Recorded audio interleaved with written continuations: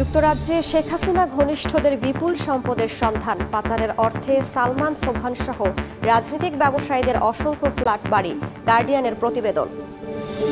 December Dhaka বিশ্ববিদ্যালয়ে বর্ণাঢ্য rally. গণ অভ্যুত্থানের পর এবারের 16 ডিসেম্বর উদযাপন হবে নতুন উদ্যমে, বলছেন শিক্ষার্থীরা।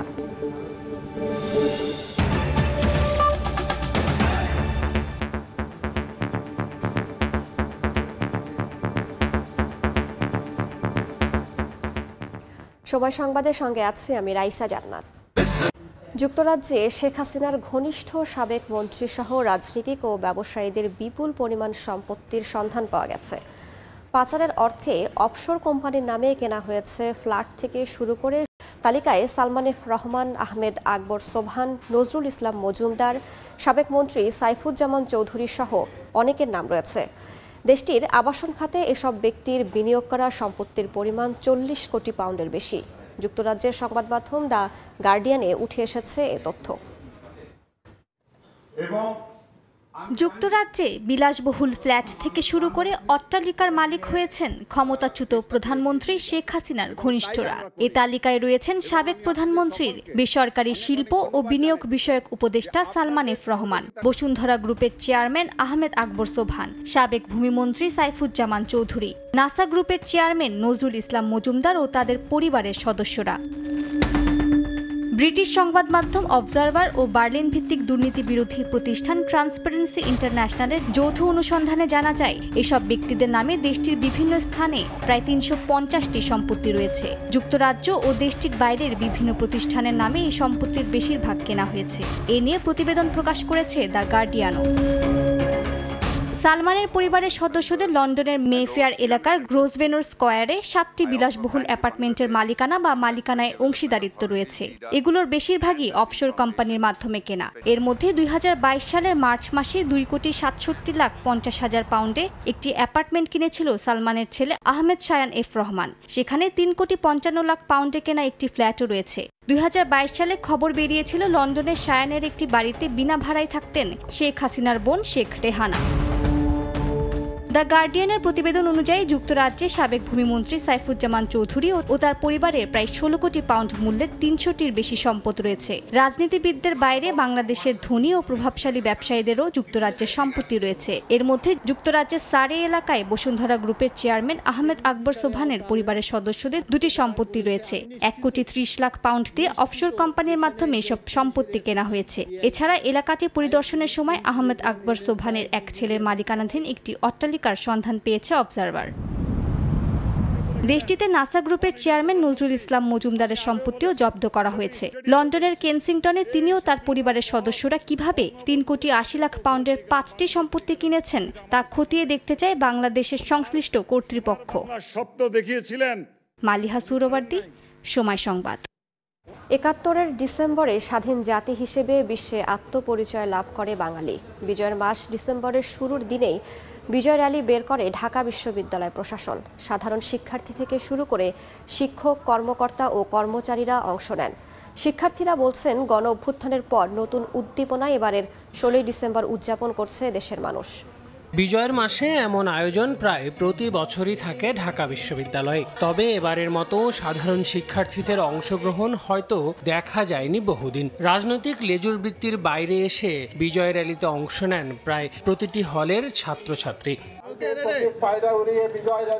রোববার সকালে ঢাকা বিশ্ববিদ্যালয়ের অপরাজেয় বাংলার সামনে বেলুন উড়িয়ে বর্ণাঢ্য বিজয় র্যালির উদ্বোধন করেন ঢাবি উপাচার্য ডক্টর নিয়াজ আহমেদ খান। পরে তার নেতৃত্বে র্যালিটি স্মৃতি চিরন্তনী চত্বরে গিয়ে শেষ হয়। এবারের বিজয়ের তাৎপর্য অন্যান্য বছরের তুলনায় অনেক বেশি উল্লেখ করে সবাইকে এক হয়ে দেশ ও জাতির জন্য কাজ করার আহ্বান জানান তিনি। বিভিন্ন মুখী আমাদের যে বাধা এবং ষড়যন্ত্র আছে সব পায়ে দোলে আমরা সামনে এগিয়ে যাব। আমাদের মুক্তিযুদ্ধ এবং গণ অভ্যুত্থানের মহান আত্মত্যাগকে স্মরণ করে ছাত্র জনতার অভ্যুত্থানে, জুলাই গণ অভ্যুত্থানে আজকে 2024-এর যে বিজয় র্যালি, সেই বিজয় র্যালির মাধ্যমে আমরা একটি সুন্দর বাংলাদেশ, একটি নতুন বাংলাদেশ গড়ার প্রত্যয়ের সামনে এগিয়ে যাব। সাধারণ শিক্ষার্থীদের মতে এবারের বিজয় র্যালি ৭১ আর ২৪কে একই সূত্রে গেঁথেছে। তবে এই ধারা অব্যাহত রাখতে বিপ্লবের চেতনা মাথায় রেখে দেশ গড়তে জাতীয় ঐক্য বজায় রাখার তাগিদ তাদের। তারা যেটা চেয়েছে সেটা যেহেতু তারা পেয়েছে, অর্জন করেছে, তার জন্য আমার মনে হয় যে এবারের বিজয়ের তাৎপর্য অনেক বেশি। ৭১-এর পরবর্তীতে আমরা যে রিফরমেশনের চিন্তা করেছিলাম, এই ২৪-এর পরবর্তীতেও আমরা সেই রিফরমেশনের চিন্তা করছি। ২৪-এর চাওয়া অনেকটা রিফ্লেকশন আমি এখানে দেখেছি। বিজয়কে এখন ওন করার একটা প্রবণতা শিক্ষার্থীদের মাঝে তৈরি হচ্ছে, অর্থাৎ বিজয়কে তারা নিজেদের মনে করতে শিখতেছে। আর জুলাই আন্দোলনের নেতৃত্ব দেয়া বৈষম্য বিরোধী ছাত্র আন্দোলন বলছে এমন আয়োজনে শিক্ষার্থীদের স্বতঃস্ফূর্ত অংশগ্রহণ ২৪-এর বিজয়েরই প্রতিফলন। ২৪টাকে আসলে সফল করতে হবে, কেননা এত এত মানুষের রক্তের বিনিময়ে অর্জিত যেই ছাত্র জনতার অভ্যুত্থান হয়েছে, সেই অভ্যুত্থান যদি ব্যর্থ হয় তাহলে বাংলাদেশ ব্যর্থ হবে।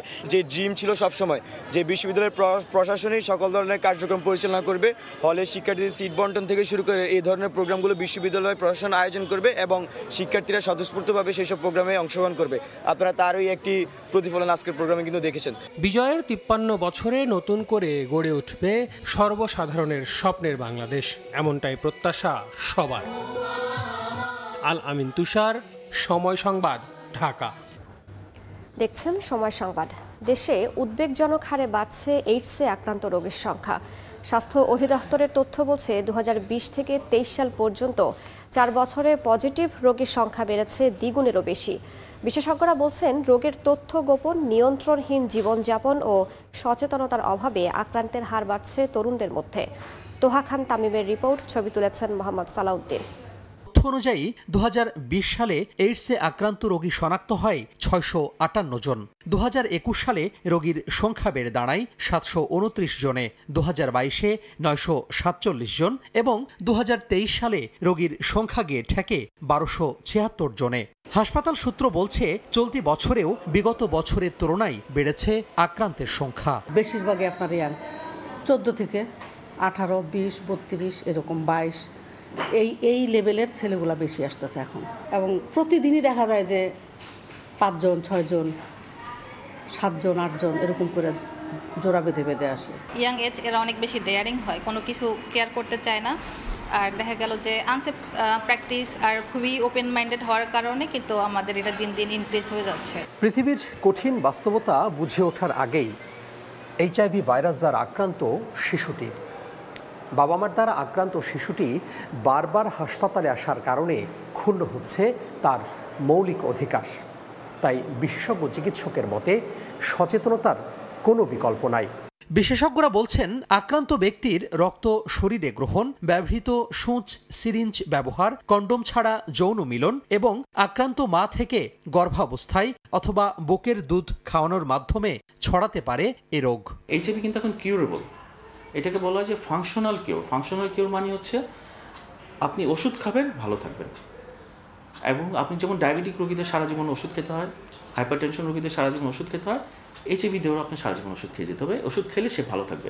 আমরা টার্গেট থাকে যে তার যে ভাইরাসের সংখ্যা আছে, ভাইরাল লোড বলি, এটা যদি আমরা ওষুধ দিয়ে তাকে এত নিচে নিয়ে আসতে পারি যে সে আর ট্রান্সমিট করতে পারবে না।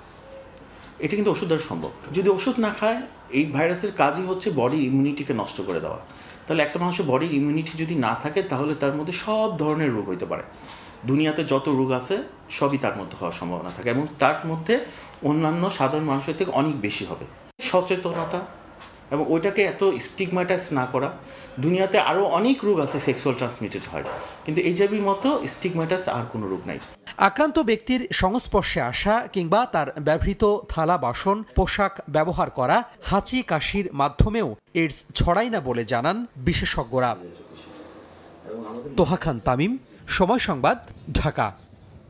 ঘুষ কেলেঙ্কারি ইস্যু নিয়ে অবশেষে মুখ খুললেন ভারতের আদানি গ্রুপের প্রতিষ্ঠাতা গৌতম আদানি। বলেন প্রতিটি আঘাত আদানি গ্রুপকে আরও শক্তিশালী করে তোলে। এদিকে গ্রেফতারি পরোয়ানা নিয়ে যুক্তরাষ্ট্রের পক্ষ থেকে ভারতকে কোনো তথ্য দেওয়া হয়নি বলে জানিয়েছে ভারতের পররাষ্ট্র মন্ত্রণালয়। গেল কয়েকদিন ধরেই আদানি ইস্যুতে উত্তপ্ত ভারতের রাজনৈতিক অঙ্গন। মোদি সরকারের বিরুদ্ধে আদানির পক্ষ নেওয়ার অভিযোগ আনে বিরোধী দলের নেতাকর্মীরা। যদিও এ বিষয়ে এতদিন কোনো মন্তব্য করেননি মূল ঘটনার কেন্দ্রবিন্দুতে থাকা গৌতম আদানি। এবার নিজের ব্যবসা প্রতিষ্ঠানের বিরুদ্ধে ঘুষ কেলেঙ্কারি নিয়ে মন্তব্য করলেন তিনি। স্থানীয় সময় শনিবার ভারতের রাজস্থানে পুরস্কার বিতরণী অনুষ্ঠানে অংশ নেন তিনি। মার্কিন আদালতে গ্রেফতারি পরোয়ানার পর প্রথম জনসম্মুখে আসেন এই ধনকুবের। ভারতীয় ধনকুবের ও আদানি গ্রুপের চেয়ারম্যান গৌতম আদানি বলেন, তার প্রতিষ্ঠান বিশ্বমানের নিয়ন্ত্রক নীতিমালা অনুসরণে প্রতিশ্রুতিবদ্ধ। এর আগেও অনেকবার এমন চ্যালেঞ্জের মুখোমুখি হয়েছেন তারা। প্রতিটি আক্রমণ আদানি গ্রুপকে আরও শক্তিশালী করে তোলে এবং প্রতিটি বাধা তাদের আরও দৃঢ়ভাবে এগিয়ে যেতে উদ্বুদ্ধ করে বলে জানান ভারতীয় এই ধনকুবের।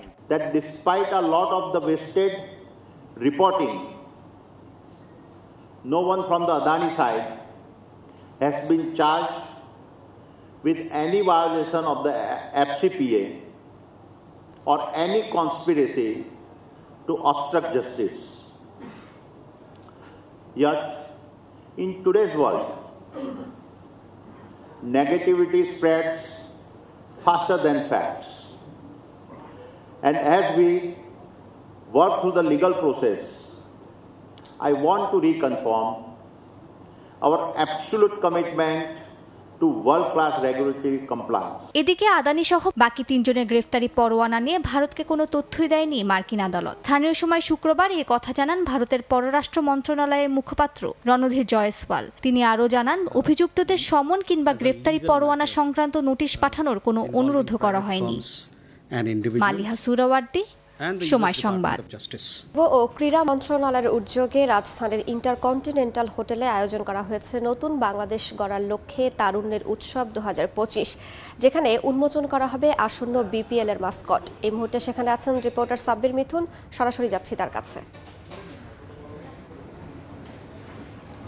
নতুন বাংলাদেশ গড়ার লক্ষ্যে তারুণ্যের উৎসব 2025, এই স্লোগানে একটা প্রোগ্রাম যেটা আজকে উন্মোচিত হলো যুব ক্রীড়া মন্ত্রণালয়ের সাথে বিসিবির উদ্যোগে। বিপিএলকে কেন্দ্র করে এই অনুষ্ঠানের যাত্রা এখানে শুরু হলো। আজকে এই অনুষ্ঠানের মাধ্যমে বিপিএল এর যে মাস্কট রয়েছে সেই মাস্কট উন্মোচন করা হবে এবং আগামী 25, 27 এবং 29 3 দিন 3টি ভিন্ন ভেন্যুতে, অর্থাৎ মিরপুরের পরে চট্টগ্রাম এবং সিলেটেও 2টি ভিন্ন ভিন্ন উদ্বোধনী অনুষ্ঠান হবে, যা কিনা একেবারে প্রথম বলা চলে বিপিএল এর জন্য এবং দেশের ক্রীড়া জন্য।